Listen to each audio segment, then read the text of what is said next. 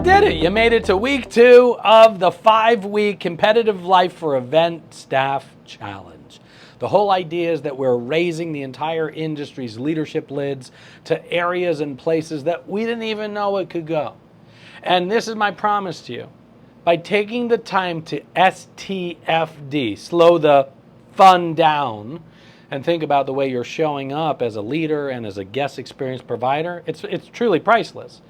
And my promise to everyone that I coach, whether in a group setting or one-on-one, is for every 1 minute you put in, you'll get 10 minutes out in saving time or creating time just by using more effective tools and raising your own self-awareness on how you're showing up for others.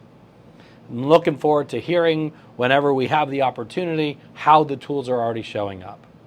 So, let's talk about people, the people in your care, the people at your events, the other team members that you have. So here's the question I want you to put in the comments section. What's it like for you in those moments where it seems like other people on your team, or those who report into you, are not thinking for themselves? What's it like for you when you go, why is nobody else thinking around here? Or maybe you'll write, I don't have that on my team, at which point I go, that's amazing. And I'd love to learn more about how you run your organization.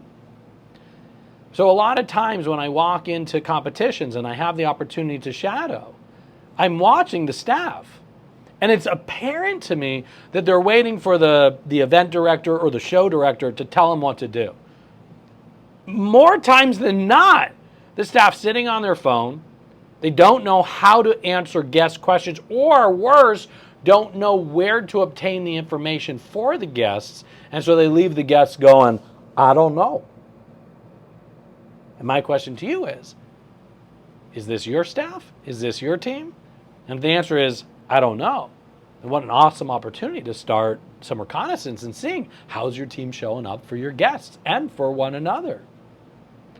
So a lot of managers and leaders, I find, including myself in the past, even currently, it's really easy for us as manager leaders to write people off thinking they're lazy, they don't know how to manage themselves, when they never really created, as a manager or leader, an environment of engagement to begin with. What do I mean by that? Well, most people want to be engaged in their work.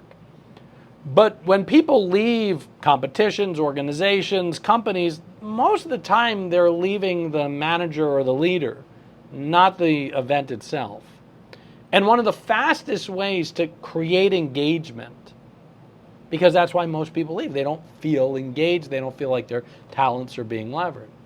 And one of the most effective ways to create engagement quickly, and you can all do this right now, and it's totally free, is to ask them coaching questions. So in essence, what I'm about to do is I'm going to teach you what I do. So a coaching question has 2 elements to it.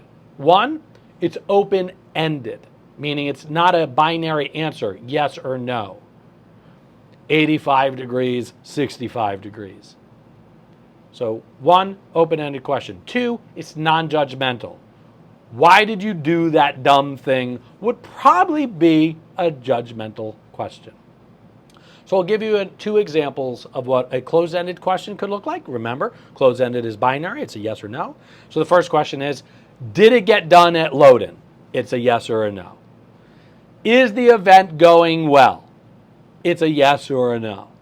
Versus intentionally slowing the fun down and asking open-ended questions like, where are you in load-in? Or, what's your thoughts on how the show is going? Now, the purpose of an open-ended question is to create engagement. Doesn't mean you can't ask closed-ended questions. Obviously, if there's an emergency, you might need more closed-ended questions. But to start creating more engagement for your team, I challenge you to ask open-ended questions.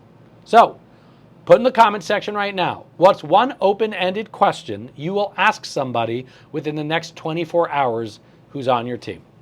Looking forward to seeing you for day 7 of this challenge tomorrow.